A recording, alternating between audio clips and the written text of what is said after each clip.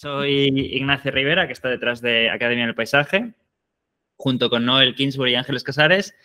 Ángeles Casares, para que no la conozcáis, presenta muchas veces las ponencias de América Latina. Es verdad que últimamente estoy haciendo yo casi todas, también un poco por cuestión de horario, a veces que simplemente porque los ponentes prefieren un horario que cuadra más conmigo. Bueno, por diversos motivos, últimamente las estoy haciendo yo casi todas, pero bueno, ella hace toda la parte también de julio y agosto, que son solamente ponencias latinoamericanas, las hace Ángeles desde Uruguay.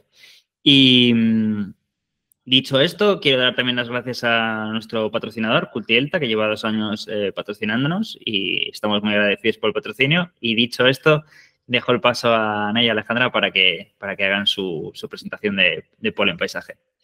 Bueno, pues bienvenidos todos. Qué gusto que se pudieron conectar, además de diferentes lados del mundo. Así que nos da mucha emoción estar aquí. Gracias, Ignacio, por invitarnos a platicar de lo que más nos gusta. Y estamos muy contentas. Yo soy Ale, Ana, y llevamos 15 años con esta aventura, desde que iniciamos Polen Paisaje. Y desde entonces, pues, hemos tenido diversas experiencias, aprendizajes, y pues ha sido todo un camino increíble que hemos recorrido durante los últimos, bueno, casi, ¿no? 15 años. Nuestras prácticas y nuestro aprendizaje y desaprendizaje ha ido transformándose a lo largo de este tiempo, así que, bueno, les iremos contando un poco de lo que hemos hecho a lo largo de estos años y, pues, nuestras prácticas hoy en día. Me si presento. Platicarles de ti un poquito. Yo soy Ale, estudié arquitectura y afortunadamente el camino me llevó a especializarme en el paisaje y nada, crecí y viví en una ciudad cerca a la Ciudad de México que se llama Cuernavaca, y creo que ahí fue donde nació mi amor por la naturaleza, las plantas. Vivía en una casa que tenía un laurel de la India, que las raíces eran más grandes que yo de chiquita, y ahí pasaba toda mi infancia, explorando, jugando y reconociendo las plantas, que era una ciudad que le llamaban la ciudad de la eterna primavera. Así que, pues ahí inició mi amor y mi gusto por la naturaleza, por las plantas, y después nos fuimos especializando en este camino del paisaje. Pues eso, no sé si... Muy bien. Pues hola a todos, yo soy Ana, les cuento brevemente de mí. Yo soy diseñadora industrial de formación, pero bueno, desde siempre, desde chiquita, la verdad lo que más me ha gustado en la vida y me sigue gustando es la naturaleza, y me gusta mucho hoy en día darme cuenta que la vida me volvió paisajista, ¿no? Básicamente, porque es lo único que he hecho y es lo que más me gusta hacer y lo que espero siempre seguir haciendo. A lo largo de estos años de trabajo, como decía Ale, nos hemos ido especializando en diversos enfoques del paisaje. Hoy en día tengo una especialidad también en restauración ecosistémica, entonces también me ha gustado mucho ir integrando el manejo de paisaje con estrategias más enfocadas a la restauración y la conservación.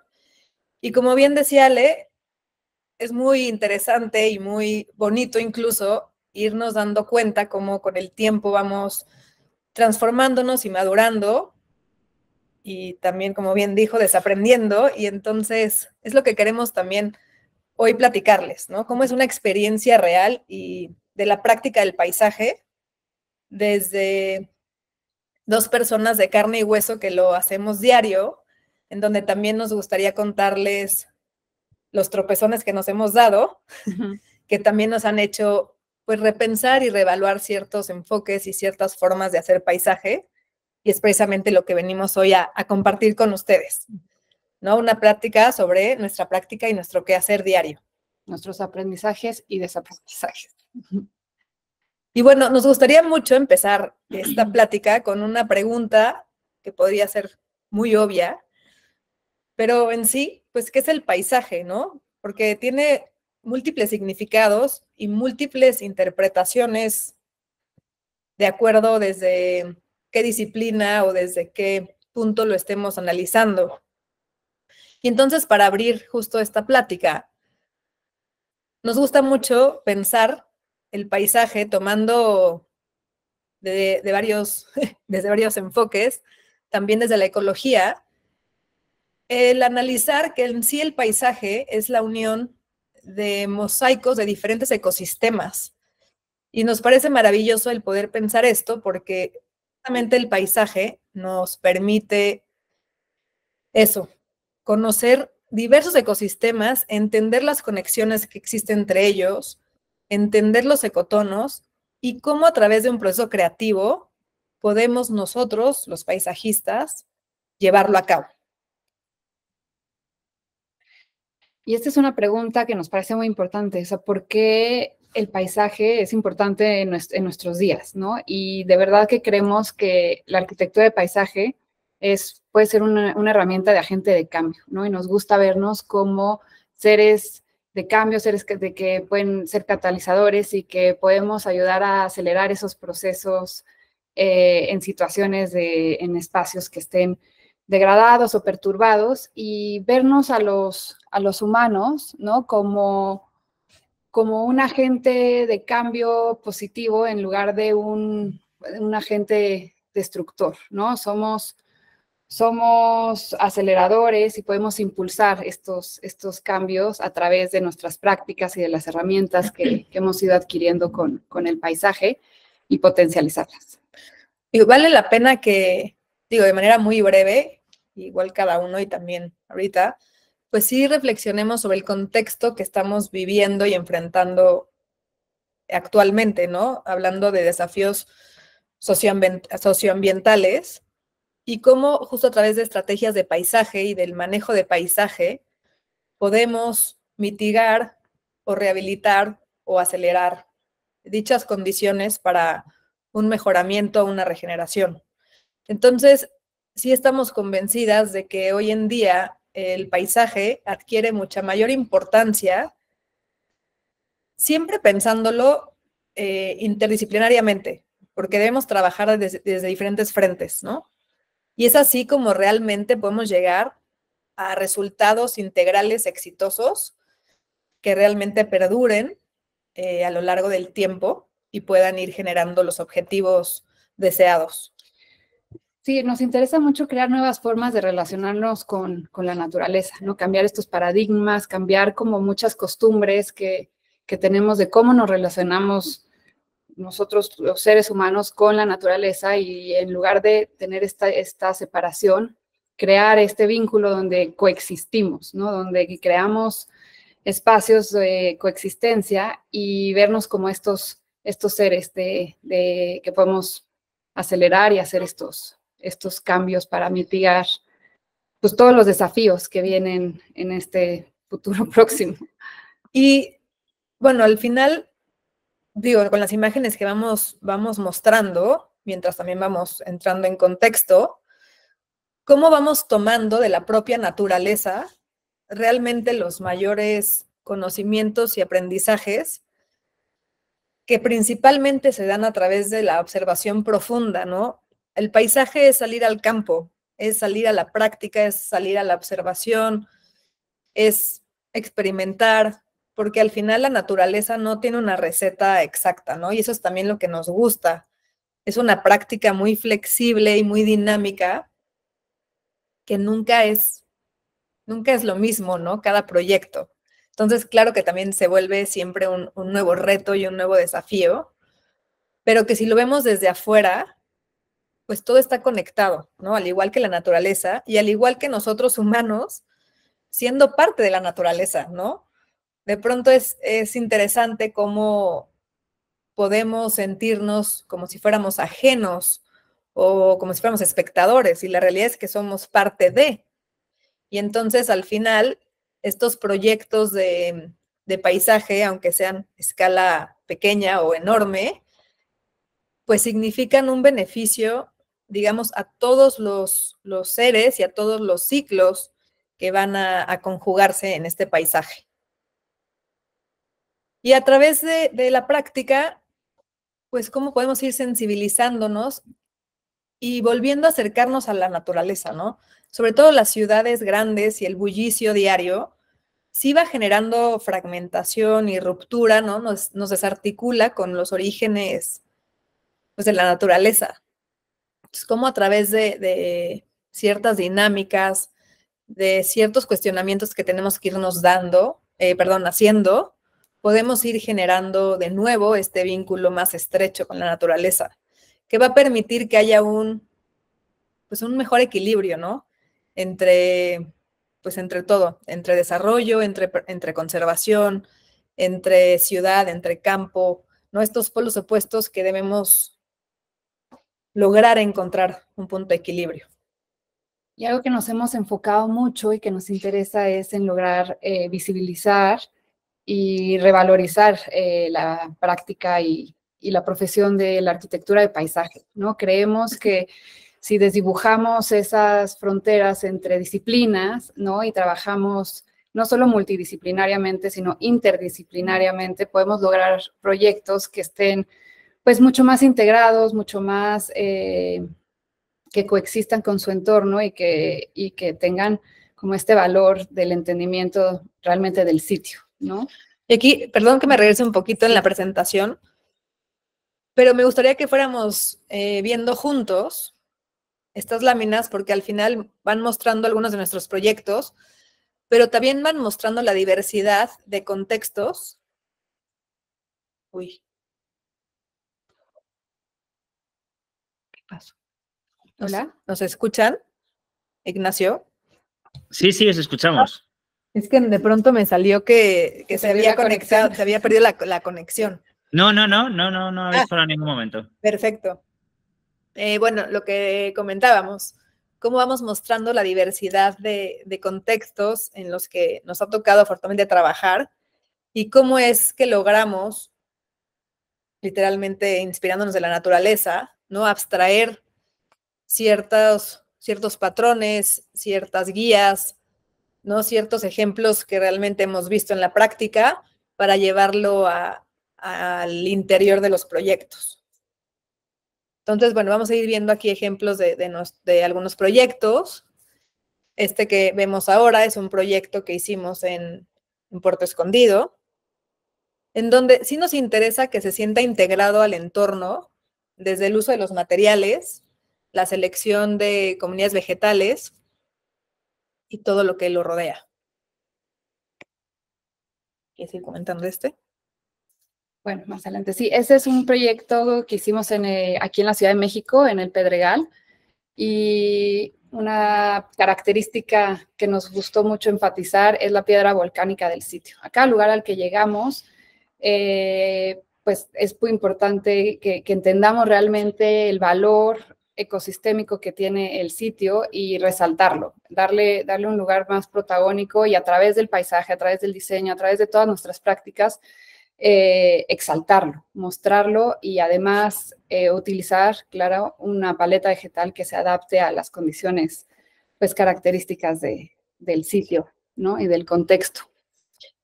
Y hablando de esto, al final, aunque nos toque trabajar, como decíamos antes, ¿no? A una escala pequeña o una escala inmensa, nos interesa mucho siempre hacer desde el zoom in hasta el zoom out, porque al final los paisajes pues brindan conectividad, ¿no? Entonces estamos conectados con el entorno, estamos conectados con el sitio de al lado, pero también estamos conectados a una mayor escala con ciclos, pues, del agua, ¿no? Los vientos, del intercambio de sedimentos, es decir, no quedamos como un proyecto aislado en la nada.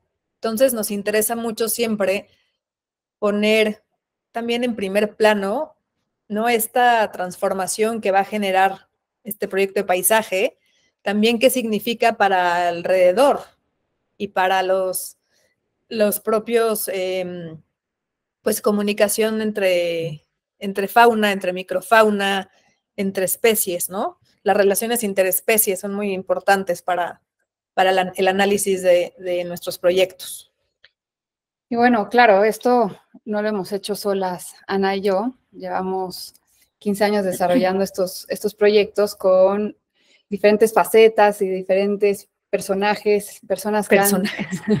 Bueno, sí, hemos tenido diferentes personajes que han pasado por nuestra historia, por el equipo, y queríamos como resaltar que este trabajo lo hacemos de manera interdisciplinaria, ¿no? Hemos trabajado con arquitectos paisajistas, biólogos, hidrólogos, agrónomos, diseñadores industriales, administradores financieros, jardineros, pues de un montón de diferentes profesiones, y eso ha hecho que los proyectos también se enriquezcan desde diferentes mentes, de diferentes perspectivas, de diferentes, pues no solo profesiones y especialidades, sino diferentes mentes, ¿no? Con perspectivas distintas. Y nos encanta hacer estos proyectos de manera colaborativa y siempre escuchar como diferentes puntos de vista y diferentes ángulos y perspectivas, ¿no? Y bueno, también como le decíamos al comienzo, pues 15 años a lo mejor se dicen rápido y fácil, pero en ese inter, pues suceden muchísimas cosas, no solo a nivel profesional, porque claro, a nivel profesional también es cierto que vas viendo las cosas desde otra perspectiva, ¿no? A lo mejor vas teniendo un entendimiento más profundo de otros, vas buscándole un sentido distinto a tu práctica, pero también de manera personal, pues pasan muchas cosas, y es lo que también ha sucedido en Polen. Y bueno, en los últimos años, incluso nuestro enfoque, pues se ha visto como, pues mucho más definido hacia dónde va nuestro camino, ¿no? Y afortunadamente esa rueda ha girado hacia allá, y hoy en día nuestra práctica está enfocada hacia el manejo integrado del paisaje y del paisaje ecológico, ¿no? Y a veces incluso hasta suena redundante, pero sí es importante para nosotros contarles que nos interesa trabajar paisajes ecológicos, ¿no? Donde, como ahorita comentaba, Ale, ¿no? Por un lado sí proponemos diferentes perspectivas hacia el mismo proyecto, la conectividad que también mencionábamos, pero también cómo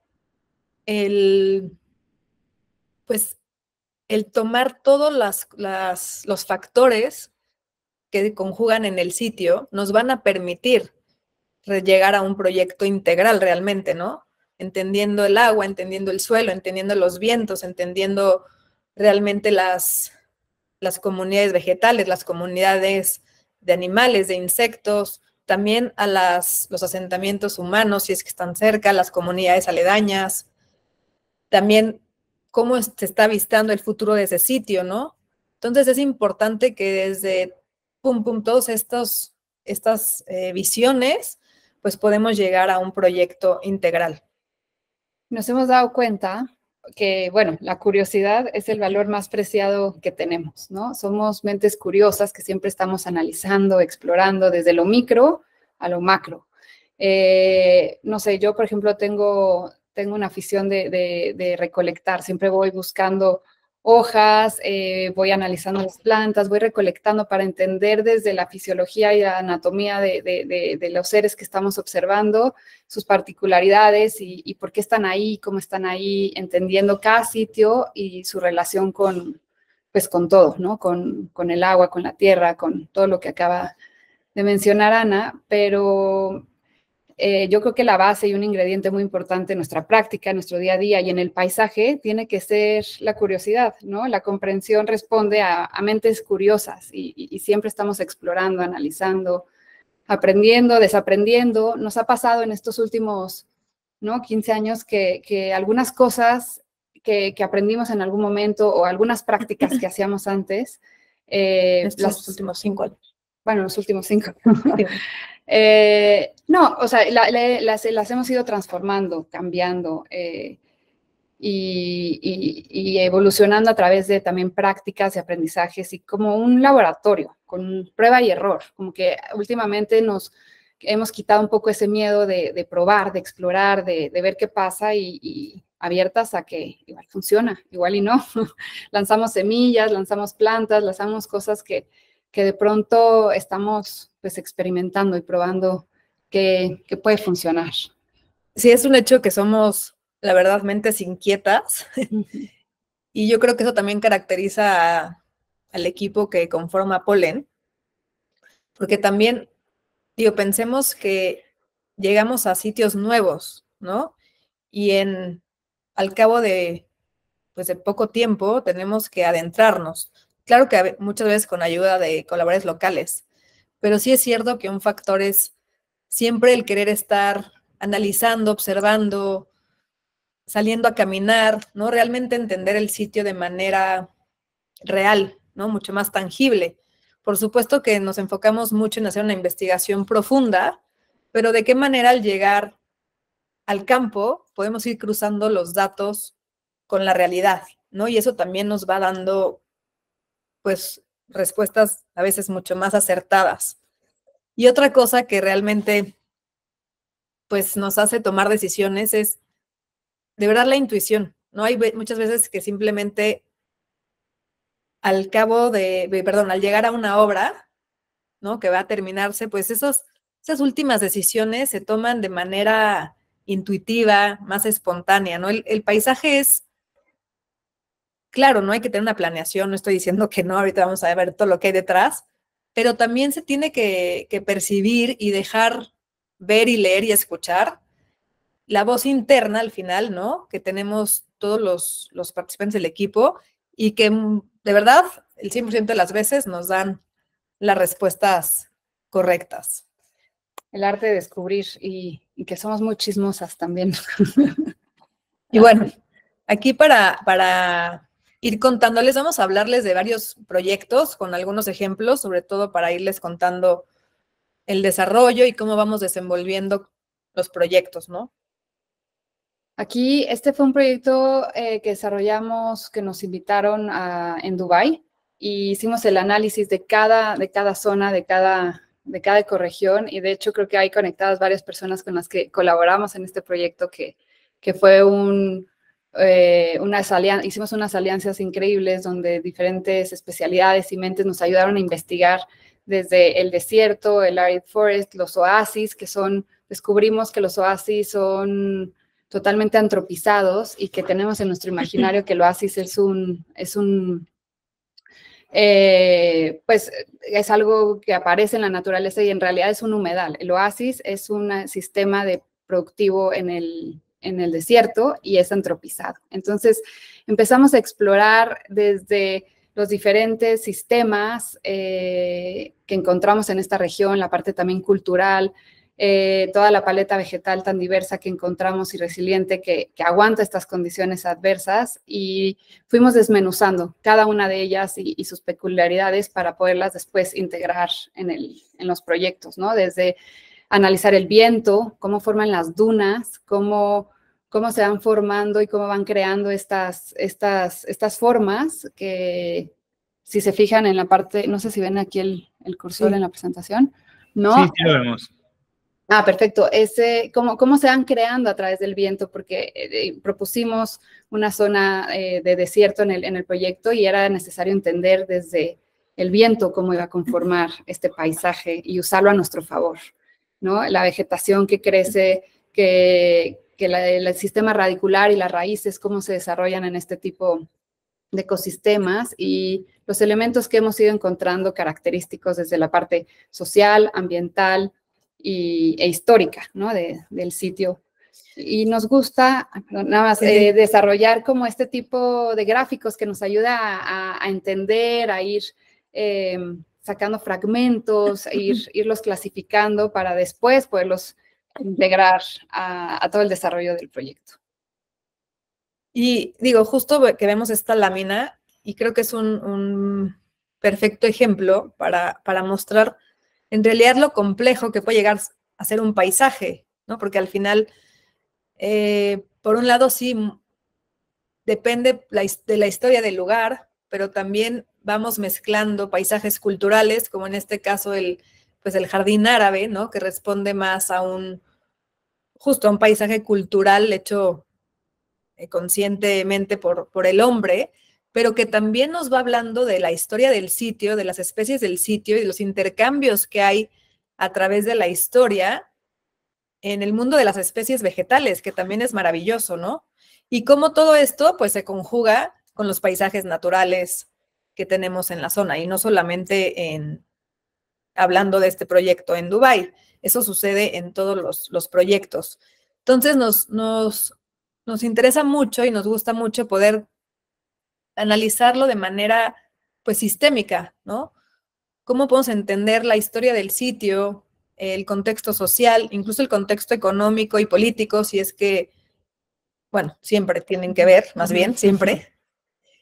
Y todos los demás factores, ¿no? Si hay un tema productivo, si es un tema de conservación, si estamos más enfocados en un tema de intercambio cultural, pero al final, digamos, no se puede llegar a una conclusión como de manera tan sencilla, ¿no? Tenemos que poder desmenuzar la información que nos rodea pues, de la manera más abierta posible y completa posible. Pues voy.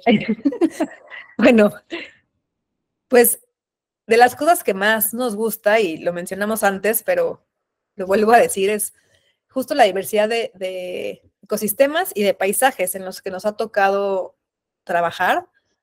Pero creo que sí, una de las premisas que rigen nuestra práctica es podernos fundir con el entorno, ¿no? Como le decíamos antes, no somos un ente aislado, ¿no? Tenemos también una responsabilidad con el entorno que nos rodea y entonces es también a partir de ahí que se toman decisiones en cuanto a la selección vegetal y en cuanto al manejo del suelo, al manejo del agua, de los materiales, ¿no? En este caso, nuestra intención era fundirnos con el bosque y generar una mayor conectividad con el entorno, ¿no? Porque de pronto estábamos en medio del bosque y este espacio quedó pues completamente en condiciones precarias, ¿no? En algunas zonas el suelo mostraba degradación, árboles enfermos. Entonces sí nos estaba hablando de una situación distinta, digo, similar a lo que sucede en un bosque, ¿no?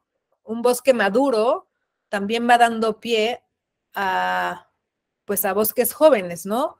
Cuando hay un incendio, si se cae un árbol, ¿no? Entonces permite que haya como una limpieza de terreno y entonces vuelva a surgir una nueva vida y un nuevo sistema ahí, ¿no? Y entonces de esta forma vemos pues este jardín que quedó en medio del bosque y que eventualmente, conforme ha ido estableciéndose, pues va generando una conectividad más directa con el entorno, fundiéndose en él, ¿no? Sí, a mí me gusta mucho esta foto porque logró un poco el objetivo, que era que esta casa, que se llama El Secreto, se sintiera parte como del ecosistema y del bosque en Valle de Bravo al que pertenece, ¿no? Y tratamos como haciendo una regeneración de suelo, crear esta sucesión que poco a poco se sintiera como estos espacios se iban integrando totalmente a la situación en la que nos encontramos y en donde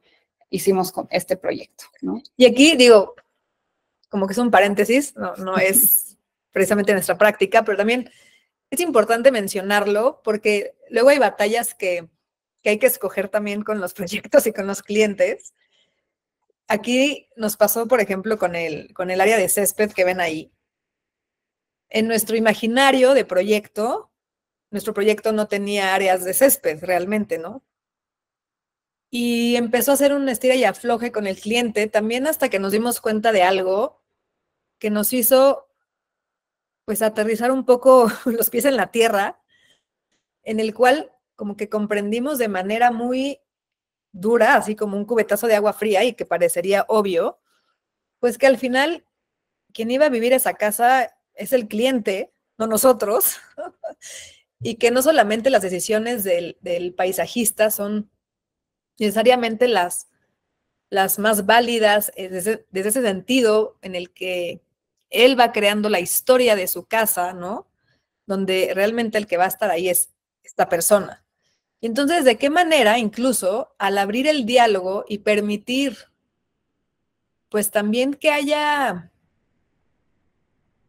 cabida, ¿no? Para escuchar qué está pidiendo, qué se imagina, cómo quisiera gozarlo, vivirlo, pues va permitiendo que se apropien del espacio y entonces sea un espacio que realmente se use, porque es lo que más nos gustaba. Y entonces, por ejemplo, en este caso, pues llegamos, nos parece que a un buen equilibrio, ¿no? Donde sí tuvimos que ceder nosotros como profesionistas, pero él también. Y lo interesante es que a lo largo del tiempo, porque este tiene ya 7 años, pues ha ido enamorándose cada vez más de su jardín, ¿no? Bien, al ver la evolución y el desarrollo que ha tenido. Entonces, también ese proceso, que depende del tiempo y de la paciencia, es súper importante irlo transmitiendo al cliente desde el principio, porque al final el paisaje requiere tiempo y paciencia. Sí, de las dos muchas. Y este es un proyecto que hicimos en Baja California, en Todos Santos. Y pues la verdad es que el proceso fue increíble porque además nos tocó irnos a vivir a este espacio, nos tocó irnos a vivir al desierto y experimentar también las estacionalidades, el proceso de cambio y entender también los diferentes, los ecotonos, ¿no? Y las regiones que fuimos encontrando a través de experimentar, de caminar, de ir a conocer pues las zonas tan diversas que tiene esta zona de nuestro país, ¿no? Que está en Baja California Sur. Lo que quisimos hacer acá fue que el huésped, quien fuera a visitar este espacio, porque es un hotel, experimentara estos procesos de diferentes ecosistemas que se viven en la región, ¿no? Desde una zona más árida hasta llegar a un oasis. Esta es una zona, de hecho es la única región en nuestro país donde hay oasis, ¿no? Donde encontramos humedales y donde hay oasis y que queríamos que la gente tuviera esta transición y los pudiera ir viendo y reconociendo. Y aquí volvemos a lo mismo, la intención de podernos fundir con el sitio, ¿no? No volvernos un paisaje ajeno, que pueda evolucionar con el tiempo y permanecer, bueno, sí, permanecer, ser atemporal y ser parte del sitio que lo está recibiendo, ¿no? Básicamente es como esta oda del respeto al sitio en el que estamos trabajando. Y aquí ya más, por último, al final, pues nosotros como humanos llegamos a hacer un proyecto de paisaje, pero nos gusta mucho también darle un espacio y un lugar a lo que ya existe, ¿no? Por ejemplo, las montañas en este lugar en una situación muy característica y tenemos esta intención también de enmarcarlas, ¿no? De darles esta visibilidad, de darles un lugar y un rol y un papel dentro del paisaje y del proyecto. Y aquí, bueno, al final, digo, cómo el paisaje, y lo podemos ir casi viendo ahora, ¿no? De manera gráfica y visual, pues resulta ser el integrador entre, en este caso, la arquitectura y el sitio, ¿no? ¿Cómo se hace esta unión? Pues gracias al paisaje. Y entonces eso ya en conjunto, pues es cuando se vuelve, pues esto, ¿no? Lo que realmente enaltece a la propia naturaleza en un paisaje creado.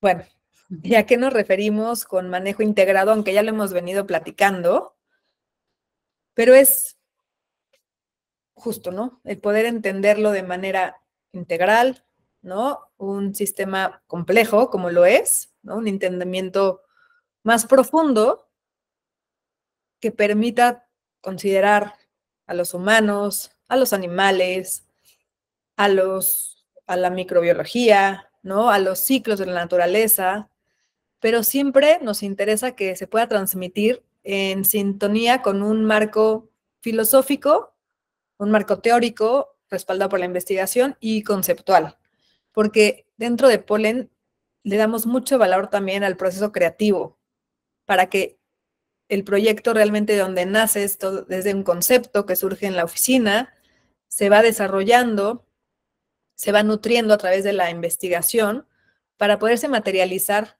en campo y siempre cuando estemos de pronto en el proceso perdiendo el hilo, nos ayude a regresar a nuestro eje. Nuestro eje, nuestro origen.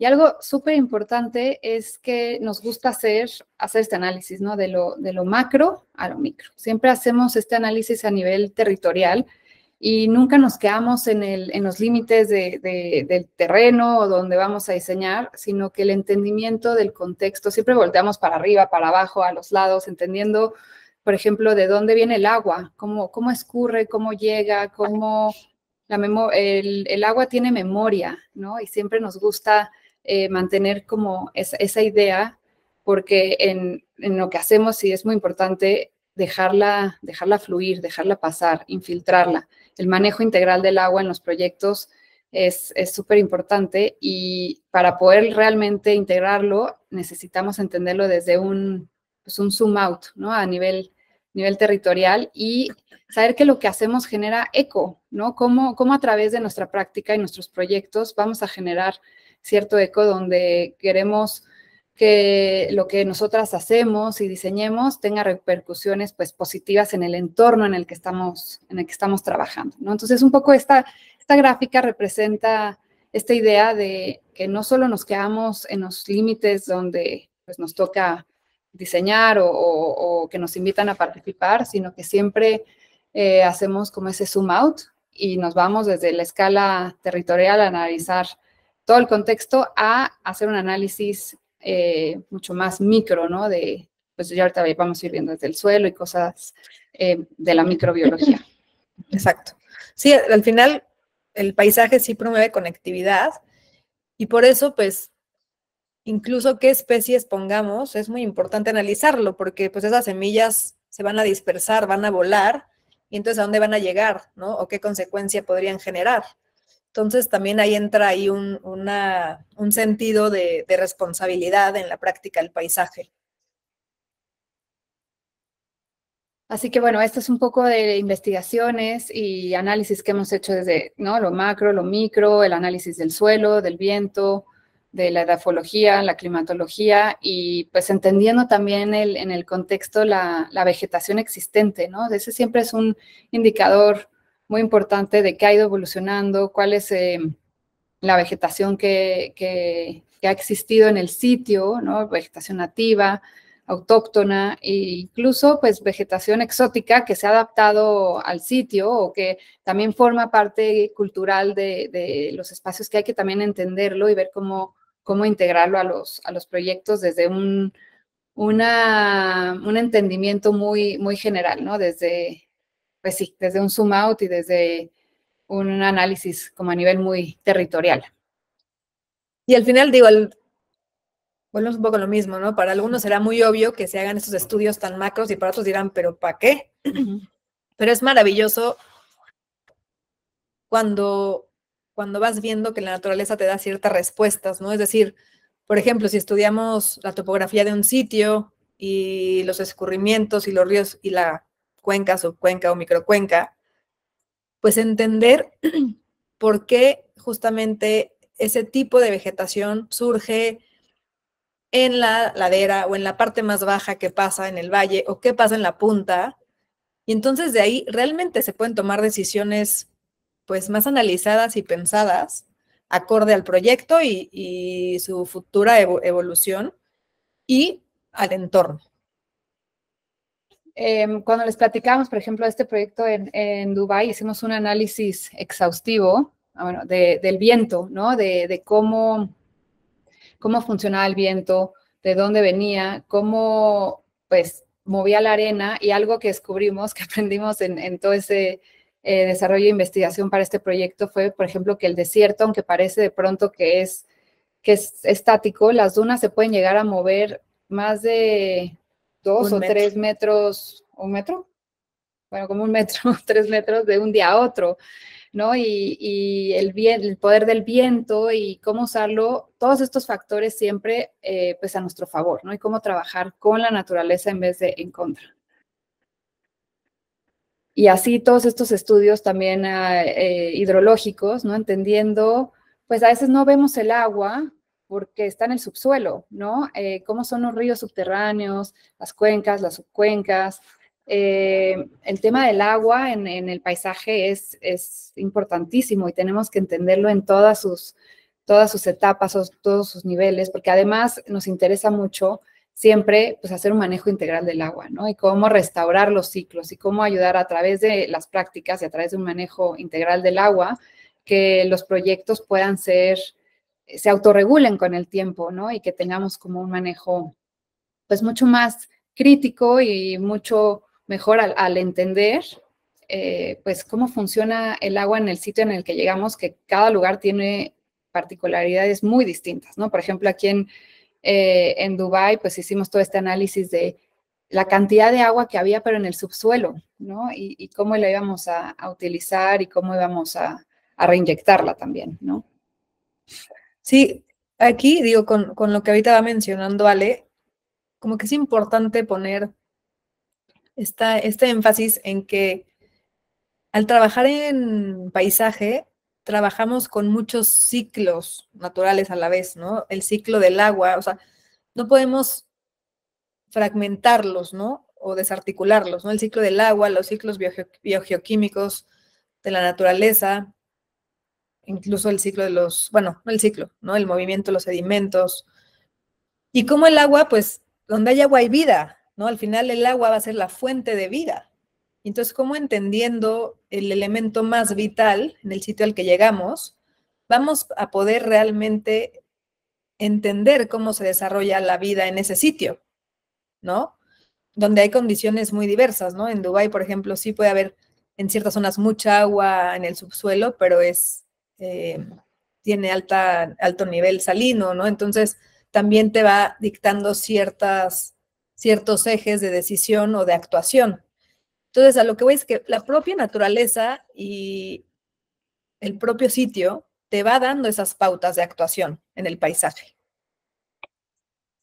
Y así como de lo macro a lo micro, el estudio de suelo es sumamente importante, ¿no? Nos gusta entenderlo, ver su granulometría, obviamente la capacidad de retención de humedad, de filtración, cómo son las características del suelo. Al final el suelo es la base de todo, ¿no? Y es súper importante que entendamos cómo es el suelo en el que vamos a trabajar y cómo podemos regenerar el suelo y ayudar a crear las condiciones para que la vegetación y el proyecto y lo que vamos a hacer en ese sitio, pues pueda evolucionar y pueda autorregularse en el tiempo y que también nosotros seamos un factor que llegue a instalar, a poner un proyecto, pero que con el tiempo pues pueda funcionar por sí solo, ¿no? Que no necesite de la mano del hombre, que no necesite sistema de irrigación, que no necesite que estemos nosotros ahí presentes, sino cómo crear sistemas que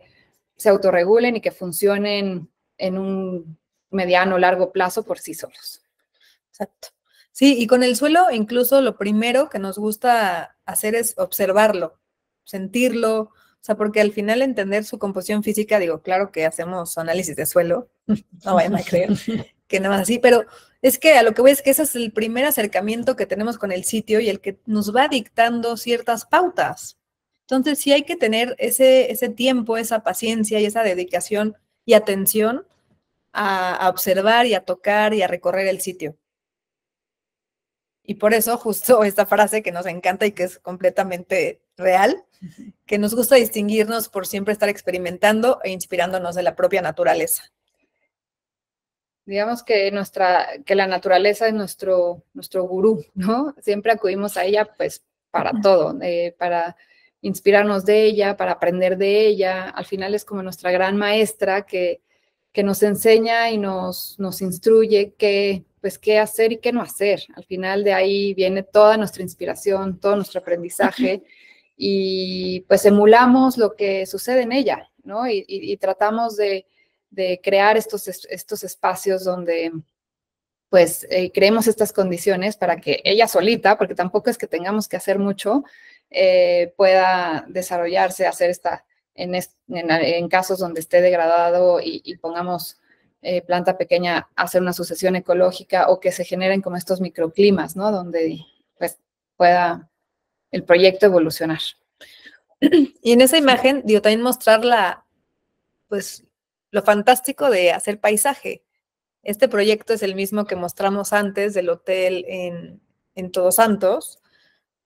en donde pudimos también jugar con estos altos contrastes ecosistémicos que naturalmente encontramos y que podemos trasladarlos al taller y al hotel y a la experiencia del huésped.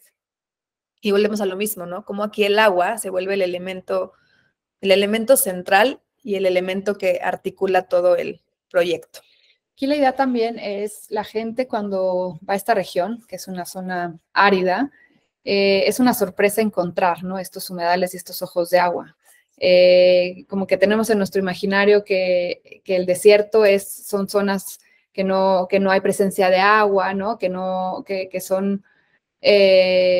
existen como de pronto estos ecosistemas que encontramos como elementos sorpresas en el paisaje. Así que en este proyecto construimos este espejo, bueno, como humedal en la parte más baja, donde no se alcanza a ver, ¿no? Cuando tú entras al proyecto y lo descubres, ¿no? Es como esta sorpresa que sucede también que se va revelando y que también nos gusta mucho en los proyectos, que no toda la información, que no todo lo veas de golpe, ¿no? Que todo lo puedas ir descubriendo, lo puedas ir analizando, lo puedas como ir viviendo y de pronto encontrarte como con estos elementos que así además sucede en la propia naturaleza. Y que, siendo realistas, que eso lo platicaba mucho en la oficina, a esto nos ha pasado que de repente vas caminando en un recorrido de mucho calor. El llegar al agua es como esta satisfacción de, llegué al agua. Y aquí sucede, ¿no? A lo mejor estás en una zona que en ciertos meses del año es muy caliente y entonces llegas como a este lugar que te acoge, ¿no? De refugio, te refresca y te hace volverte a conectar, porque aquí la idea es que la gente camina en el agua, ¿no? Volvemos pues eso, a conectarnos con la naturaleza, no nada más verla, no queremos que los proyectos se vuelvan una vitrina, queremos que la gente pueda interactuar con ellos. Hablando como de la inspiración de la naturaleza en este proyecto, este es también en Punta Cicatela, en la playa, en la costa de Oaxaca, en México. Nos gusta también diseñar el hardscape y todos los elementos inspirados en la naturaleza. Aquí hay una característica increíble en las piedras de la punta, que tienen como esta característica, estas líneas, es una formación geológica muy interesante y tratamos de replicarlo cuando diseñamos este despiece y estas líneas que te transportaran un poco a una situación muy única que sucede en esta parte de la costa de Oaxaca. Y también a través del paisaje quitarnos un poco esa idea, porque nos ha tocado trabajar en muchísimos hoteles, por ejemplo, que no están frente a la playa o que no están, como también haciendo proyectos inland, ¿no? Bueno, dentro, pues se puede generar estos paisajes fantásticos que son una sorpresa, ¿no? Al entrar, te vuelven a conectar al sitio al que llegaste y es increíble, ¿no? La experiencia de las personas. El proceso creativo. Pues parte de lo que una parte del proceso que más nos gusta es eso, ¿no? El proceso creativo. Desde que llega un proyecto nuevo, nos emociona mucho el desarrollo, ¿no? La investigación. Nos clavamos mucho en hacer una investigación profunda de dónde estamos, qué elementos vamos a encontrar y de ahí vamos tomando cada detalle, cada cuestionamiento, porque también nos surgen muchas dudas a veces de lugares a los que llegamos y utilizamos como esas preguntas para analizarlas y ver qué respuestas vamos encontrando y vamos a campo para ver si hacer esas pruebas y resolver dudas que tenemos, ¿no? Este proceso creativo va desde una investigación muy profunda hasta irlo desenvolviendo en también un conceptual, que es nuestro eje rector. A nosotros nos importa mucho también siempre encontrarle una base, un concepto a los proyectos, que de ahí se va desenvolviendo también todo y nos sirve como eje. En los proyectos siempre hay, por diferentes temas, no sé, desvíos y de pronto como que se tiene que ir moldeando y tener un concepto y un eje rector clave nos ayuda siempre como a regresar a él y a tener esta línea como de diseño y conceptual en los proyectos. Y algo maravilloso también que justo me preguntaban en otra plática, me preguntaron que si en algún momento realmente dejas de trabajar. Y justo nos dimos cuenta, la mente creativa, que también no es que sea tan bueno, pero no para. Y entonces cuando estás empezando como a moldear y a formar un concepto o a buscar ciertas bases que hagan congruencia con el proyecto, la verdad es que tu cabeza todo el tiempo está pensando y vas de pronto encontrando las respuestas en una caminata, en un texto que leíste ese día, en una frase que alguien te dijo, en una canción. O sea, de verdad que es increíble también analizar cómo la mente tiene esta capacidad de ir hilando de diferentes lados y fuentes y perspectivas para llegar a conceptualizar. Por eso es que al principio decíamos, de verdad, el marco conceptual que va pegado al marco filosófico es súper importante en Polen. Y a través también de del proceso creativo, pero también del entendimiento del sitio y de las comunidades vegetales con las que vamos a trabajar, pues viene también siempre esta integración entre lo mágico de la creatividad, ¿no? Y digamos lo que te da el lado más científico, ¿no? Por decirlo de alguna manera. Pero eso no deja de hacerlo siempre muy vibrante y siempre muy dinámico. Entonces nos gusta también experimentar con las formas en que podemos nosotros ir entendiendo incluso cómo se va a comportar un paisaje, ¿no? Aquí vamos jugando con la fenología y el tono del follaje de las especies a lo largo del año. Entonces también nos va a ir marcando cómo ese paisaje se va a ir transformando durante el cambio estacional.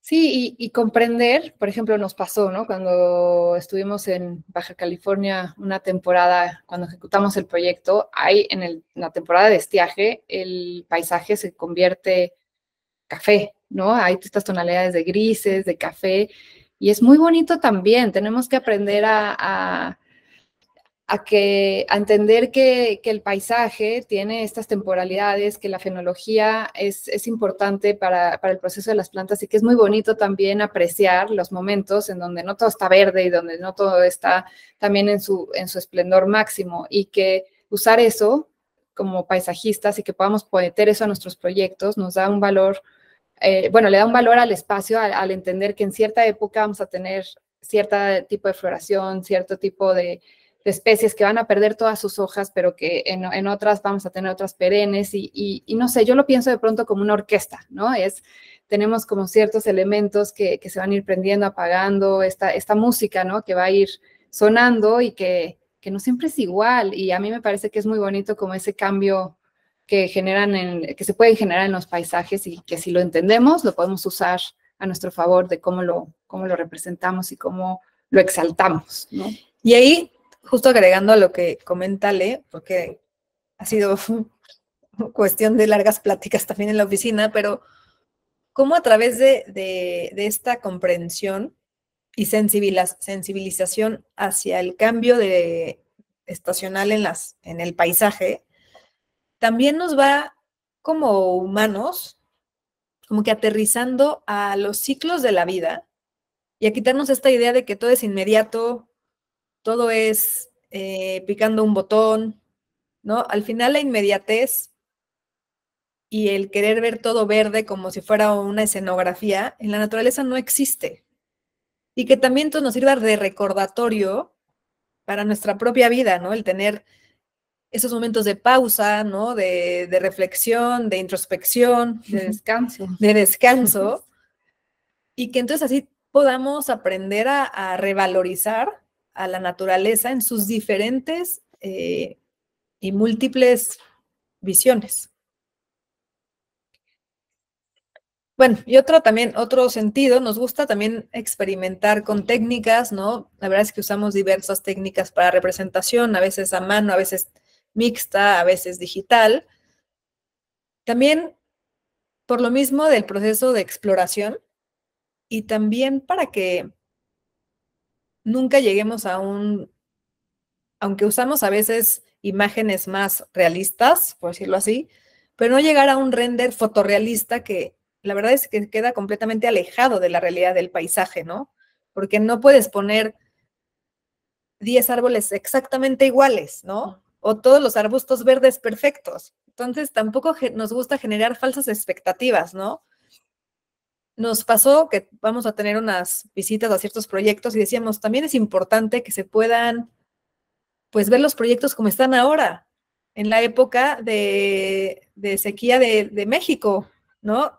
Definitivamente, pues sí, no es la época más resplandeciente para algunas especies, pero también es una época donde podemos ver algunas flores que son de esta temporada. Entonces, también justo valorar el momento cada momento del paisaje.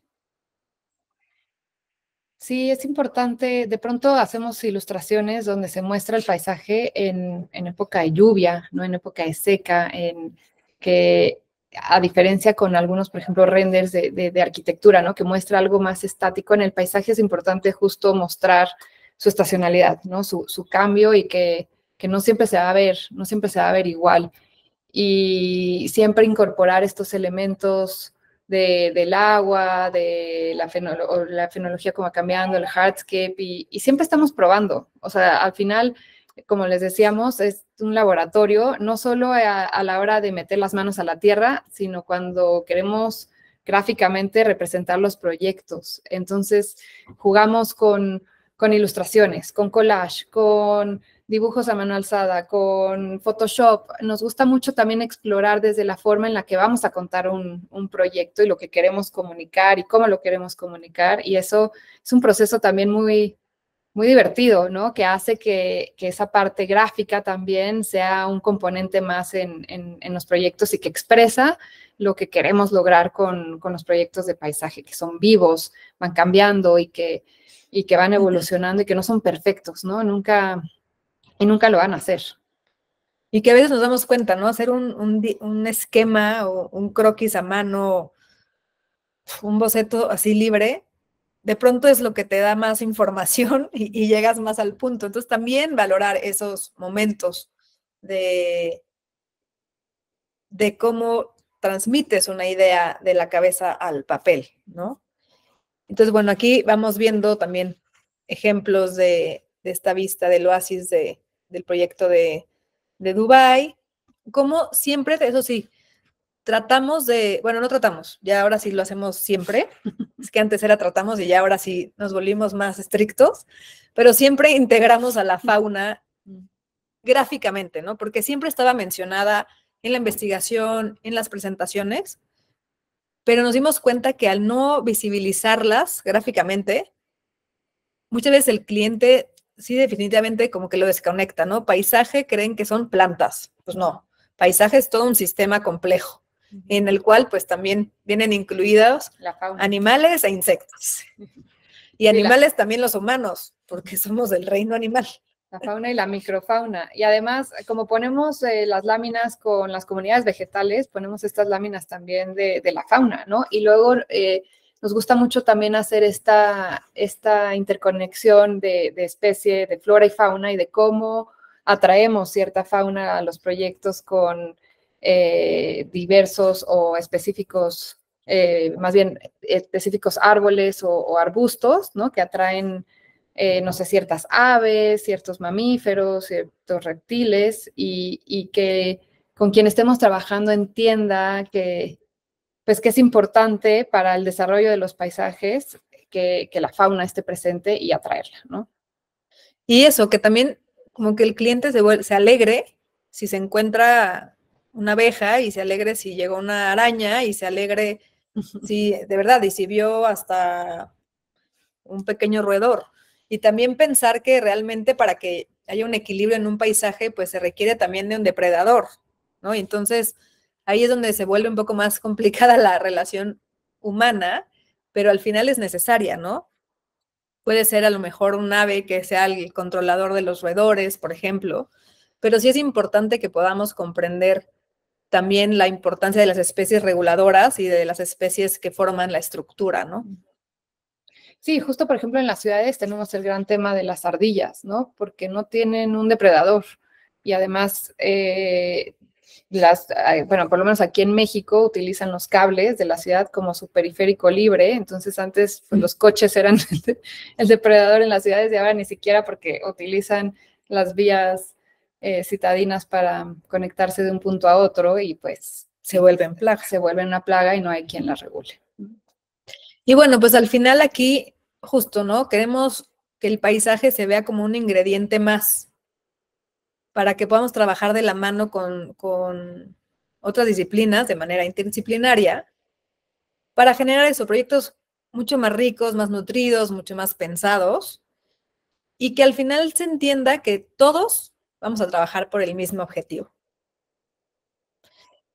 Y entonces ahora pasaremos, ya vimos el tiempo, pero Sí, entonces pasaremos algunas fotos de este proyecto en la Ciudad de México, ¿no? En la zona pedregosa, algunas fotos del hotel.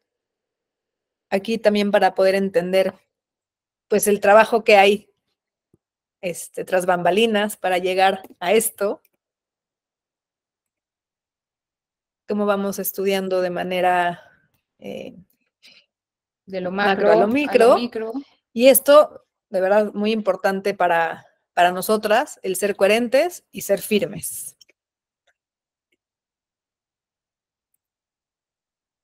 Y bueno, pues sería todo por hoy. Y si no, porque si no, no nos callan. No, aquí nos podríamos seguir, perdón que, Pero ya que nos alargamos, pero aquí podríamos estar horas platicando. Exacto. Me encanta, muchísimas gracias. Me parece que ha estado, aparte de ser bastante distinta a la mayor parte de las presentaciones que ha habido en academia, cosa que me encanta ver presentaciones muy distintas, pero aparte yo creo que sí que habéis transmitido muy bien vuestro trabajo como valoración ecosistémica. Creo que es de todas las presentaciones la que ha quedado más claro esta relación ecosistémica y esta importancia que le dais no solamente a la conexión vegetal con el entorno, sino también con la fauna y con las características del lugar. Me encanta, la verdad. Ay, no, pues qué bueno escuchar eso. Nuestra intención es esa, poder transmitir justo pues el alma, ¿no? De lo que es polen. Ya. Alguien ya os ha hecho una pregunta. Regina dice, hola, ¿qué piensas de hacer camellones urbanos en forma ecosistémica? Bueno, yo que soy de España no sé qué es un camellón urbano. ¿Qué es? ¿Lo sabéis? Sí, una banqueta, ¿no? Sí, se refiere a una banqueta. Bueno, pues, un espacio urbano.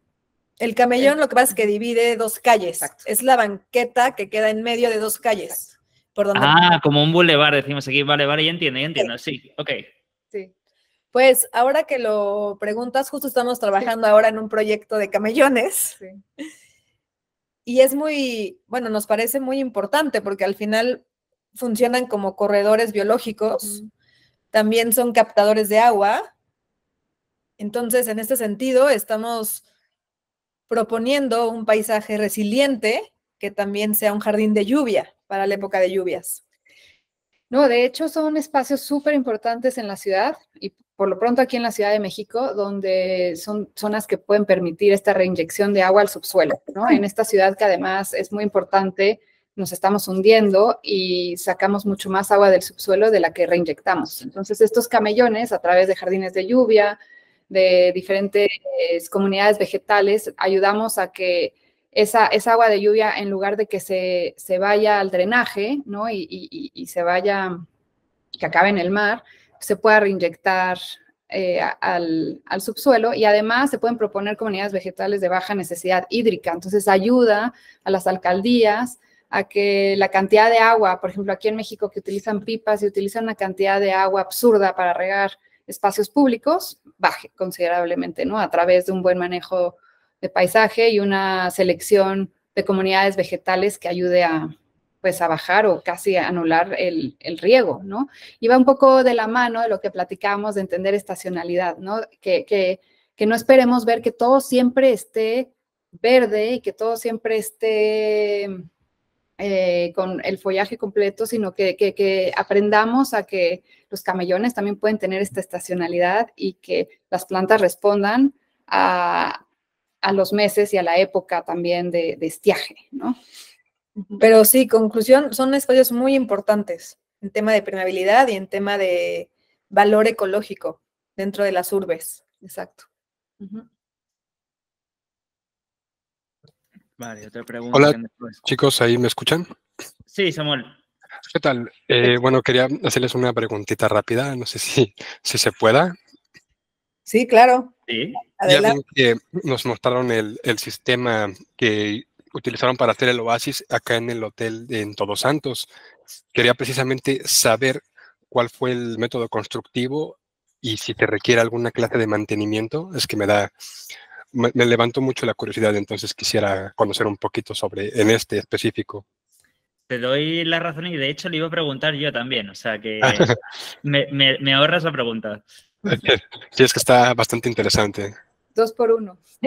Bueno, aquí, bueno, 2 cosas, porque como tal sistema de oasis, hablando de un sistema agrícola del desierto, ese se va a implementar en el proyecto de Dubái. Más bien, en Todos Santos, lo que hay, que sí es lo que vieron de agua, podría decirse más que va relacionado a un humedal o a un ojo de agua.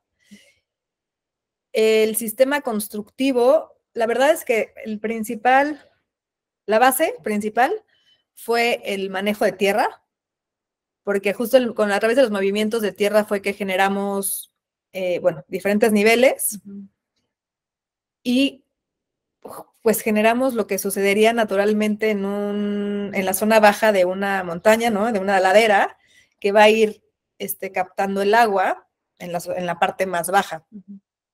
Ahora, es importante que la vegetación que tenemos alrededor también responde a los estratos que veríamos en un sistema ripario o a un bosque de galera, ¿no? Es decir, tenemos la vegetación más cercana al agua, ¿no? La riparia, que también soporta encharcamientos, después tenemos un estrato medio y un estrato alto. Y todo eso es importante, no podemos prescindir de uno de esos estratos. Y luego tenemos también las plantas acuáticas, ¿no? Que ya están dentro. Sí, de hecho, este proyecto, tanto el de Todos Santos como el de Dubái, es importante entender la diferencia, ¿no? Entre un humedal y un oasis, porque al final un oasis, al ser antropizado, es lo que llaman desert farming, ¿no? Es el cultivo en los desiertos y es agricultura alrededor de un cuerpo de agua que fue un humedal que se encontró. Y un humedal no necesariamente responde a un sistema productivo, ¿no? Es un cuerpo de agua, un ojo de agua que brota o que capta a través de las laderas o de la pendiente en un mismo sitio. En este caso, en el hotel, pues tuvimos que hacer estos movimientos de tierra para generar estas pendientes, para captar el agua y pues tiene un liner, porque ese suelo es permeable, entonces para que el agua no se infiltre, y colocar estos sistemas con diferentes gravas y diferentes elementos para detener este liner y la vegetación riparia que les comentaba Ana que sucede naturalmente en el perímetro. Y tenemos un sistema de recirculación del agua, es un sistema cerrado, ¿no? Que permite que el agua se esté recirculando y que también las propias plantas que están ahí ayudan a que se vayan filtrando. Vale, o sea, que sigue un liner. Yo tenía, de hecho, la duda de si había porque está muy bien integrado y mi duda era, ¿tendrá un liner o lo habrán hecho algún tipo de compactación de la tierra, selección? Era un poco la duda. Mira, qué bueno que lo dices, porque sí, justo antes de comenzar la obra sí estuvo esa discusión, ¿no? Si realmente compactar suelo y tener algunos agregados más arcillosos versus un liner. Y justo el traer material de fuera, ¿no? Para generar esta composición física más arcillosa, uno, generaba un impacto pues, que no nos pareció del todo correcto, traer tanto material de fuera, versus pues poner un liner que al final a largo plazo, pues, bueno, más bien va a estar ahí a largo plazo y va a durar muchísimo y al final no se va a ver, ¿no? Queremos eso, que conforme vaya madurando y estableciéndose ese sistema, pues eso es nada más la base oculta que sí ayudó a que la práctica de paisaje pudiera lograr contener agua, ¿no? Exacto. Sí, al final se puede hacer esa compactación de suelo para que se vuelva impermeable, pero con el tiempo es muy probable que pueda haber una grieta o algo que el agua se acabe infiltrando, ¿no? Entonces, la verdad es que lo más seguro siempre es, pues, poner un liner. Y aquí Oculto. Y aquí al final, pues sí estábamos hablando de un suelo, no en todo el terreno, pero en ciertas zonas, pues altamente arenoso, ¿no? Entonces, pues eso tampoco jugaba a nuestro favor en ese sentido. Sí, hay otras zonas donde eso es más factible. Aquí la verdad es que era muy difícil, ¿no? Crear un suelo impermeable con el tipo de suelo que encontramos en este sitio. Ok. Vale, Gloria dice, ¿cómo han visto que afecta el cambio climático a la temporalidad del paisaje? Esta pregunta es muy genérica porque además afecta de diferentes formas en diferentes sitios, ¿no? Entiendo que Polen hace proyectos en muchos sitios y afectará muchísimo de formas muy diversas. Pues mira, sí, efectivamente es algo demasiado Nos afecta a todos. general, pero pues digo, podemos ahorita acotar la respuesta a lo que sucede en la ciudad en la que vivimos, Ale y yo, ¿no? Y que lo vemos diario. Justo como el calor, pues se siente que, digo, lo vivimos, se adelantó muchísimo. Y en los últimos años se ha ido adelantando, y este año todavía más. ¿Y eso cómo ha influido? Bueno, la floración de muchas especies se adelantó, pues yo creo que casi un mes. Sí, hubo una ¿no? floración precipitada, por ejemplo, en la Ciudad de México con las jacarandas, ¿no? Que tienen una estacionalidad muy marcada y que este año, por el tema de cambio climático, se adelantaron, ¿no? Y ahora, las altas temperaturas también que hemos vivido aquí, sí han incrementado abismalmente, ¿no? A los años anteriores. Entonces, la verdad, a lo que voy es, pues, el fenómeno de cambio climático, pues lo estamos viviendo. Lo estamos viviendo en donde quiera que estemos, ¿no? Ya sea por el último huracán que pegó en Acapulco, ¿no? Que en esa zona no había llegado, o en las altas temperaturas que aquí estamos experimentando, o cómo se ha cortado también la temporada de lluvias, ¿no? Entonces, sí hay varias condicionantes que tomar en cuenta, y justo es por eso que también enfocarnos en paisajes resilientes, ¿no? Las especies locales y especies que requieran una menor necesidad hídrica también van a responder de manera más óptima a las condiciones que vamos a ir enfrentando, hablando del clima. Por eso vemos como una gran responsabilidad y el potencial, ¿no? Que tiene el paisaje como este agente de cambio, ¿no? Y cómo podemos ser catalizadores de cambio y cómo a través de nuestras prácticas podemos ayudar a, pues de cierta forma y en los proyectos que hagamos a mitigar y a acelerar procesos que ayuden a restaurar ciclos, ¿no? Ciclos del agua y a restaurar el suelo y bueno, varias cosas que les fuimos platicando que se pueden hacer a través de, pues, de trabajar en conjunto y a través del paisaje, ¿no? Digo, y hablando de las ciudades, ¿no? Al final, como pues el arbolado es el mejor aislante térmico, por ejemplo, ¿no? Es que nos puede ayudar a regular un poco más la temperatura, también nos ayuda a filtrar las partículas nocivas del aire, a disminuir el fenómeno de isla de calor. O sea, es decir, sí el paisaje y la naturaleza per se tienen un papel importante en esas condicionantes. Miguel, si quieres preguntar. Hola, buenas tardes. Mira, quería preguntaros, vosotros en los proyectos que hacéis, el fin último es que el proyecto final se autorregule, o sea, que sea un sistema que sea autónomo, que sea sostenible per se, o sea, que no haya que estar regando. No sé si va por ahí la cosa. Sí, sí va por ahí. Sí, justo es nuestra meta. Justo que conforme pasa el tiempo, los proyectos necesitan mucho menos de la mano humana para su propio mantenimiento. Pero vosotros regáis, ¿no? Hacéis sistemas de riego, sí. Todo eso, ¿no? Sí, Vale. pero por ejemplo, mira, bueno, básicamente en casi todos, pero ahorita con el que estábamos hablando de Todos Santos, ¿no? Incluso en los ciclos de riego, calendarizamos, por ejemplo, ¿no?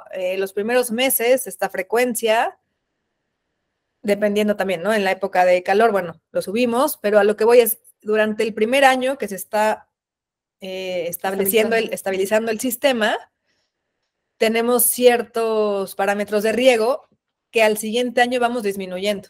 El siguiente año vamos disminuyendo. Siempre con la ventaja de que si pasara una crisis tremenda o fuera a fuerza necesario, bueno, pues sí tenemos sistemas de riego, ¿no? Que hacemos generalmente, porque trabajamos con varios aliados en tema de agua, sistemas regenerativos en torno al agua. Sí. Al final del día la intención, y esto es a mediano y largo plazo, ¿no? Que muchas veces eso no lo podemos hacer de manera inmediata, pero la intención es restaurar el ciclo del agua, restaurar el suelo para que justamente, como dices Miguel, los sistemas se autorregulen, pero eso no es fácil, ¿no? Hay que estarlos monitoreando y al principio, obviamente, en lo que se estabilizan, pues hay que poner sí un sistema de riego y estar cuidando todo el sistema para que más adelante eso pueda suceder, ¿no? Y inclusive, pues depende del proyecto, ¿no? Pero hay zonas que nos gusta también dejar que solito haya una sucesión ecológica y que dejemos como que la naturaleza también, pues, funciona sin nosotros, ¿no? En un sistema donde, pues, las condiciones se dan para que exista todos estos ciclos. Y nosotros nada más somos proveedores de que las bases estén y dejarla solita, ¿no? No necesita también que nosotros estemos ahí permanente y constantemente. También depende del proyecto y cuál sea el fin y el objetivo. Si el cliente está abierto y dispuesto también a experimentar lo que decíamos, ¿no? Esta estacionalidad y donde si dejamos que se autorregule y ya después de que esté estabilizado, quitar el riego y que haya temporadas donde pues si hay árboles perennes o más bien árboles caducifolios y que van a perder sus hojas y está bien con eso, pues dejarlo, ¿no? Y entender como los ciclos naturales, porque obviamente hay árboles que si tú les mantienes el riego, permanecen verdes siempre, ¿no? Y depende de la especie, obviamente, depende en la fenología, pero bueno, es un diálogo también con quien se vaya a crear el proyecto y las intenciones y lo que se requiera en el proyecto. Muy bien, muchas gracias. Mira, bueno, también deciros que me ha encantado la forma que habéis expuesto la presentación, una serie de frases que las he anotado porque son muy elocuentes, muy sencillas, pero muy elocuentes, por ejemplo, el paisaje es salir al campo, es experimentar, no tiene una única lectura, en realidad somos parte del paisaje, me ha encantado, conocer a la naturaleza para acercarnos a la naturaleza, en fin, he apuntado más, pero no voy a... Ay, no, gracias. Me ha gustado mucho, muchas gracias. Esto nos da mucho gusto escucharlo. Doy paso a otra persona que quiera. Muchas gracias. Gracias, Miguel. Gracias, Miguel. No sé si alguien más se anima a hacer preguntas. Yo, mira, mientras que alguien se anima... Quería complementar algo, perdón, vale, sí. Todos Santos, perdón. No sé si también se apoyan con biólogos, digo, no sé si es tonta la pregunta, pero me dio curiosidad, para especificar la vegetación. Sí, pues, no, sí, no, claro. Siempre trabajamos con, depende, biólogos o ecólogos, porque también a veces es importante entender el sistema completo del sitio en el que estamos. Horticultores. También, a ver, la experiencia de los jardineros, tanto locales como de nuestro equipo, es súper valiosa, ¿no? Porque también es otra forma de adquirir conocimiento respecto al paisaje. Claro, sí. Ok, sí, claro. Muchas gracias. No, siempre nos apoyamos de diferentes expertos en diferentes temas y pues somos súper conscientes que pues nuestro conocimiento es siempre en ciertas cosas limitado y cuando necesitamos como entrar a profundidad en ciertos temas, pues nos gusta consultar con alguien que ha estado pues en un tema específico como por más tiempo o tiene como un conocimiento mucho más específico, ¿no? Claro, que vaya de la mano, ¿no? Exacto. Incluso nos gusta mucho simplemente platicar con las personas de los lugares a los que llegamos. Muchas veces el conocimiento que ha pasado de generación en generación, aunque no estoy hablando que sean ni biólogos ni nada, ¿no? simplemente habitantes de ese lugar que te cuentan, ¿no? Por ejemplo, esta planta siempre la he visto, esta la usaba mi mamá para esto, mi abuela la ponía junto a esta. O sea, al final también hay un conocimiento súper importante y súper rico que es, digamos, más cultural y más adquirido justo, ¿no? De una generación a otra, que también nos da muchísima información respecto al lugar. Sí, toda la parte etnobotánica también es muy importante. La relación humano-planta, ¿no? Porque siempre ha existido. Pues también entenderla desde pues, los orígenes. Sí, claro. Okay. Muchas gracias. De nada. Yo os iba a hacer una pregunta, es un poco... a ver, ¿cómo os la hago? Porque me parece muy interesante cuando habéis hablado del tema de las ardillas, porque hay una cosa, aquí por ejemplo en Madrid, por ejemplo, que es donde estoy yo, se ha intentado introducir mucho precisamente porque la ardilla no se considera una plaga, se considera más bien todo lo contrario, que está casi extinguiéndose, la ardilla local. Entiendo que, por ejemplo, en Reino Unido ves muchas ardillas, pero las ardillas que se ven no son las locales, son unas que de hecho son americanas. Las locales también están desapareciendo allí. Entonces, la americana se considera una plaga y la local la quieren como reintroducir, ¿no? Entonces, es todo este diálogo un poco de especies invasivas, especies no invasivas. Y vosotros que vuestro estudio, básicamente, que hace proyectos por todo el mundo, ¿habéis tenido algún problema o cómo habéis afrontado el tema un poco de prejuicios de un lugar a otro? O sea, en el sentido de, a mí me ha pasado...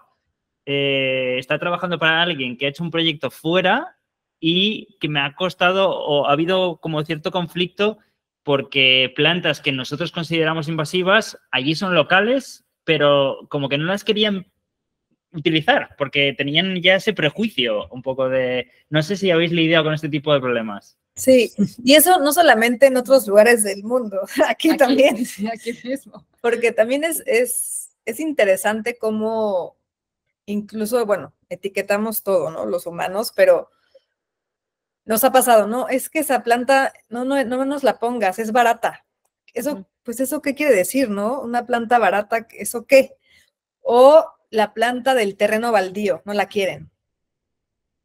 A lo que voy son, justo como dices, son prejuicios, son etiquetas que vamos adquiriendo y que no nos ponemos a revalorizar esa especie, pues, por el valor que tiene. Entonces nos gusta mucho cómo al descontextualizarla y traerla a los proyectos de paisaje, pues justamente adquiere otro valor también estético.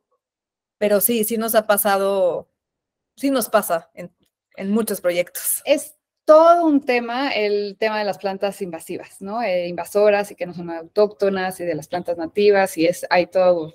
Podemos hacer una tesis así, de eso y hemos tenido muchas discusiones y es un tema súper jugoso porque es muy complejo, ¿no? Y el tema de, pues claro, sí, nosotros siempre intentamos poner plantas nativas y plantas endémicas, ¿no? Que bueno, es más difícil porque encontrarlas además en los viveros de manera comercial es casi... es muy complejo por justo lo que acaba de decir Ana, ¿no? Porque las plantas comerciales son las plantas exóticas y las que la gente les gusta porque no las ven de manera cotidiana y no las ven en los alrededores. Entonces, una planta nativa va a traer a fauna nativa, ¿no? Como dices, las ardillas, igual probablemente están desapareciendo las que son autóctonas porque ya de pronto igual no hay ciertos árboles de los que se alimentaban y ya esa relación se va perdiendo con el tiempo, ¿no? Entonces, nosotras tratamos siempre en la medida posible de poner plantas nativas y también no estamos peleadas con las plantas exóticas,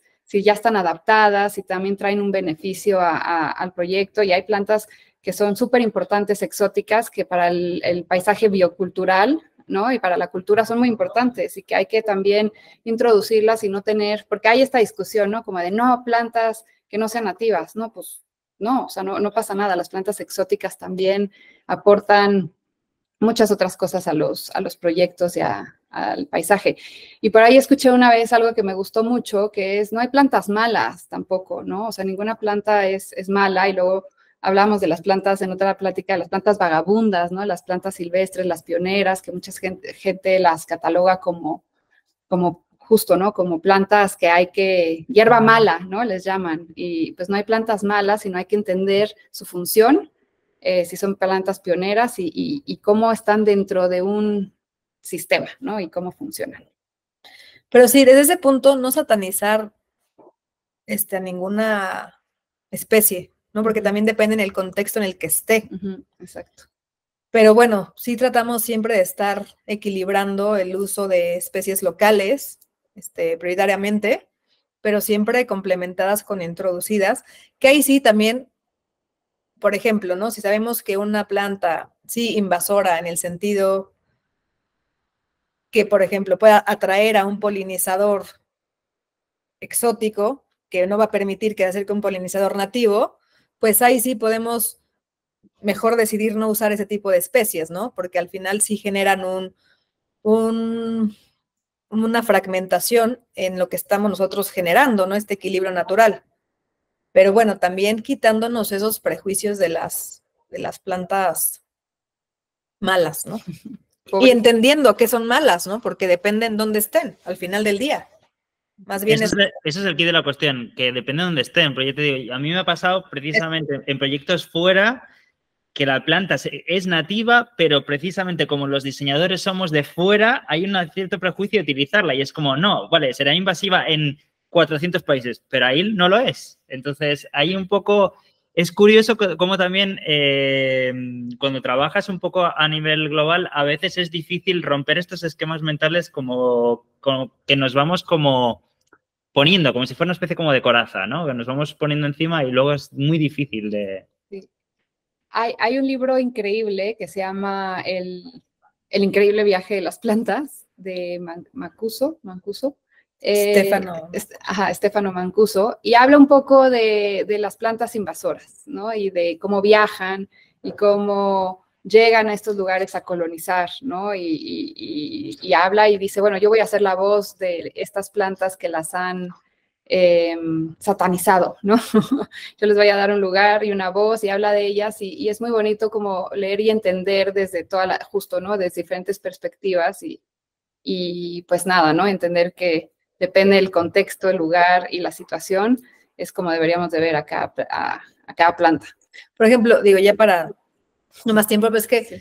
A mí me pasó algo muy personal en México y si hay varios chilangos, siempre es como los eucaliptos es como un tema malísimo, ¿no? El eucalipto hay que quitarlos, hay que quitarlos, hay que quitarlos. Siempre ha sido esta especie satanizada, ¿no? Hasta que un profesor, justo un día me gustó mucho, que comentó, pues al final del día hay que también entender la naturaleza del eucalipto, ¿no? En el momento que se decidió meter eucaliptos, o sea, él decía, ¿no? Teóricamente no estaba del todo equivocado el tomar esa decisión, porque son árboles que resisten situaciones de suelos empobrecidos, crecen rápido, y en ese momento en México, ¿no? La decisión política era que se necesitaba reforestar, y entonces, digamos, siguiendo la teoría, esos árboles funcionaban, ¿no? Con poca agua, en suelos degradados también, iban a crecer rápido y a generar follaje. Pero claro, si nos ponemos a analizar rápidamente Australia, pues es un paisaje mayoritariamente desértico, donde sí se dan los eucaliptos con un acceso al agua muy limitado. ¿Qué pasó cuando llegaron a la Ciudad de México? Tuvieron acceso al agua no muy limitado, al revés. Entonces, claro, al sacarlos de contexto, no porque sea una especie mala, creció mucho más incluso que crecerían en Australia. Y entonces empezaron a invadir y a quitarle lugar a las especies nativas, pero no porque sea una especie mala, simplemente como lo explicaba y me gustó mucho también entenderlo desde ese lado, se le dieron otras condiciones que favorecieron de más su crecimiento y su colonización, digamos, ¿no? En la zona. Pero es a lo que iba al principio, todo depende de dónde las estemos utilizando, cómo, por qué y en dónde. Claro. Okay. Alguien pregunta sobre esto relacionado, dice, ¿hay alguna diferencia entre plantas nativas y plantas endémicas? Sí. ¿Vas? Ah, Bueno. Endémico se refiere a que solamente se encuentran en un punto específico del planeta, ¿no? Y también existen microendemismos porque hay en un sitio, micrositio, que únicamente ahí se encuentra esa especie.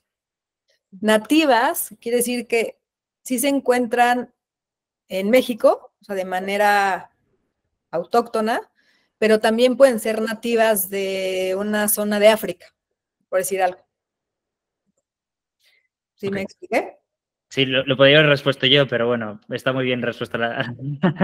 Está muy bien respuesta. A ver, y Celeste Cabanillas dice, aquí en Argentina también hay mucha discusión acerca de las plantas invasoras que desequilibran los ecosistemas, pero ¿conocen algún estudio acerca de que esas plantas sean de alguna manera una defensa de la naturaleza en búsqueda de un nuevo equilibrio? Es complicada la pregunta también. Es que sí, el otro día justo tuvimos toda una discusión acerca de una gramínea que seguro todos conocen, el Penicetum, que le dicen el pasto africano, que también ese es todo un tema de discusión y le entramos al chisme botánico, ¿no? Pero al final tenemos que pensar que este tipo de plantas pioneras, colonizadoras, de hecho en este libro habla de que esta planta ha tenido tanto éxito por su belleza, de verdad. Y a mí cuando leí eso me emocionó pensar cómo estas plantas, además, a través de, digo, obviamente de su sistema de reproducción, ¿no? Y de las semillas que vuelan y se reproducen súper rápido, ha logrado colonizar porque es una planta bonita, o sea, a la gente le gusta. Entonces, esa es una de las razones también por las cuales se ha vuelto súper invasiva. Pero bueno, respondiendo, perdón, la pregunta, porque creo que me fui por otro lado, es de pronto estas dan pie a que se genere una sucesión ecológica en suelos o en zonas perturbadas, ¿no? Entonces, no sé, ahí hay como esta discusión de sí pueden alterar ecosistemas y pueden hacer que no crezcan plantas nativas, ¿no? Y autóctonas del sitio, que eso pues, no es bueno, pero también pueden ayudar a generar biomasa, a hacer no sé, que se pueda empezar una sucesión ecológica en suelos degradados y en suelos perturbados. Es complejo, ¿no? No sé. Sí, es que ahí también habría que evaluar el objetivo que tenemos en ese proyecto o cuáles son las condicionantes del sitio, ¿no? Porque como bien ahorita decía Ale, incluso en la restauración ecosistémica, que digamos, si nos vamos a la teoría, siempre es buscar el uso de especies nativas, pero incluso para lograr ciertas estrategias en un menor tiempo o generar, digamos, llegar al resultado, bueno, más rápido, el menor tiempo, está permitido, digamos, en la teoría, sí el uso de especies introducidas que nos van a brindar ciertos objetivos, ¿no? Fijación de nitrógeno, lo que decía Lenovio, generación de cobertura vegetal viva y también que después muerta nos va a funcionar para generar materia orgánica. Si necesitamos, por ejemplo, una planta nodriza que nos ayude a retener agua en ese momento, que también después podamos reemplazarla, ¿no? Cuando esté ya a lo mejor nuestra especie nativa un poco más madura, podamos esta especie nativa sustituirla. En ese sentido, yo diría que tendríamos que evaluar los objetivos y también evaluar a qué nos referimos con invasoras, porque al final sí entiendo que si estamos, por ejemplo, trabajando en el camellón, ¿no? Y queremos atraer especies de abejas nativas y estamos teniendo el problema de una especie invasora que atrae a un polinizador exótico, pues ahí sí estoy de acuerdo en que esa especie invasora, pues no debería estar ahí, ¿no? Porque realmente no va a permitir que ese sistema pueda funcionar.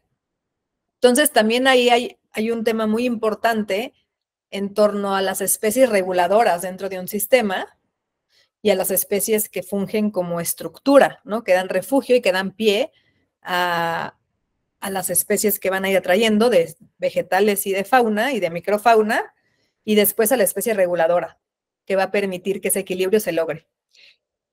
Sí, y un ejemplo aquí en la Ciudad de México es el clima está cambiando. Entonces, las especies nativas, las originarias de esta ciudad, ya no se están adaptando al clima actual. Hay menos agua, hace mucho más calor. Entonces, estamos teniendo que recurrir a especies exóticas que den pie a que vuelvan a regresar, ¿no? Igual con el tiempo, especies nativas, originarias pues de este sitio, ¿no? Y de lo que era hace 100 años o 200 años, que las condiciones eran muy distintas, ¿no? Pero bueno, nuestro objetivo siempre, obviamente, es generar estos microclimas y estas situaciones donde la vegetación nativa sea la que perdure, ¿no? Y la que, pues, sea la rectora. Uh-huh. Ok. Bueno, yo creo que a menos de que alguien tenga muchas ganas de hacer una pregunta, en principio creo que lo dejamos por hoy. A ver, alguien quiere hacer una pregunta. Alessandra, venga, va. Última pregunta, ¿eh? Tienes que acordarte de encender tu micrófono. Sí, ahí está. Hola, ¿qué tal? Bueno, primero felicitarlas por la exposición que han hecho, que es súper detallada de los criterios que emplean. Súper interesante. Sí. Bueno, y consulta, bueno, se centra en el proyecto de Dubái. Bueno, yo resido en Lima y el ecosistema dunar es bien cercano a mí. Entonces, me gustaría particularmente cómo aplicaron el análisis del suelo, el análisis del viento, perdón, al proyecto en cuanto a la vegetación, etcétera. Uy, también es complejo porque, pues, por ejemplo, en este caso nos tuvimos que regir también en torno al proyecto arquitectónico para poder orientar el proyecto de paisaje para que las dunas se favorecieran del viento, por ejemplo, y no al revés, no el viento nos ayudara a deshacerlas. Entonces, pues te diría que depende de la ubicación en la que estés, la orientación, el proyecto que vas a proyectar y los objetivos que tienes, ¿no? Sí, claramente, sí entender bien los vientos dominantes, ¿no? Los vientos más calientes, los fríos. Y la velocidad. La velocidad, y exacto, la velocidad para saber si tenemos que generar barreras de control de viento, rompevientos, control de polvo. En este caso, por ejemplo, en Dubái, teníamos también, para que funcione el oasis, tener un control de viento que se da por medio de las palmeras, que sí permiten que pase, pero lo va regulando, y que también funcionan como control de polvo y de las partículas arenosas. Entonces, ahí lo que va pasando hacia el estrato más bajo, pues es más controlado, digamos, controlamos ese microclima. Y alrededor del proyecto también ya, o sea, no dentro de nuestro terreno, sino el de al lado, pues teníamos ya una barrera importante de árboles, que también iba a ir condicionando cómo entraba el viento dominante al terreno. Sí, es curioso, pero en todos los proyectos siempre analizamos, o sea, la climatología, edafología, los vientos, o sea, todo, pero nunca nos habíamos clavado tanto en el análisis per se de los vientos como en este proyecto. Hicimos un modelo y nos apoyamos de alguien que estudia bioclimática para entender estos flujos, esta velocidad y los elementos que además teníamos que le generaba como estas barreras y cómo eso afectaba al proyecto en diferentes situaciones, ¿no? Entonces, todo este análisis lo hicimos porque íbamos a poner dunas, íbamos a crear un desierto que ya existía en el sitio donde íbamos a diseñar y teníamos que entender cómo el viento, eso no lo íbamos a usar a nuestro favor y no en nuestro en contra, y las dunas las encontráramos 1 metro, ¿no? O desechas. O que se fueran como moviendo hacia un lugar que no queríamos que sucediera eso, ¿no? Y fue interesante también ver por qué las dunas tienen esa forma, ¿no? Como de media luna, y es el viento que va moviendo la arena y que las va formando, y que ahí es donde de pronto también encontramos vegetación en el desierto, porque es la zona que queda un poco más protegida, donde se puede guardar un poquito más de humedad y generar un poco de sombra. Y también, otra cosa, para tomar en cuenta si es que aplica el tip que nos pasó, En el modelo de vientos, también poniendo la arquitectura, nos dimos cuenta que había pasillos justamente que aceleraban el viento, ¿no? Entonces ahí también tener cuidado al momento de ubicar las especies en ciertos puntos, ¿no? Porque a lo mejor con tanto viento y caliente en algunos momentos, pues se iban a deshidratar las hojas en un segundo. Entonces, pues sí, son muchos factores que iban tomando importancia para la toma de decisiones del proyecto. Okay, sí, al final... Muchas gracias. Nada, al final es verdad que los proyectos de paisajismo pueden llegar a ser, bueno, lo son, pero si te pones a estudiarlos pueden llegar a ser complejísimos. Y muchas veces creo que incluso haciendo todos los análisis del mundo, siempre hay cosas que se nos escapan y se nos escaparán. Sí, pero no, bueno. Y eso sí hacemos un hincapié, de verdad, por más que si hacen modelos de viento y estudios de suelo, sí es cierto que las últimas decisiones de la obra se toman en campo. Así, aunque tengas así 100 planos, una presentación de 200 hojas, llegas a la obra y se toman las últimas decisiones de manera más espontánea y de manera más intuitiva. Y estando en campo.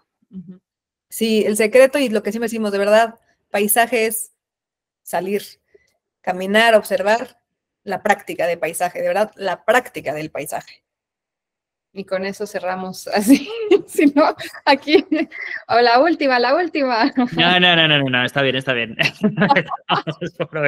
Muchísimas gracias. Si no conocíais antes Academia del Paisaje, bueno, comentaros que en nuestro canal de YouTube, que se llama tal cual, la Academia del Paisaje, tenemos 44, 45 ya vídeos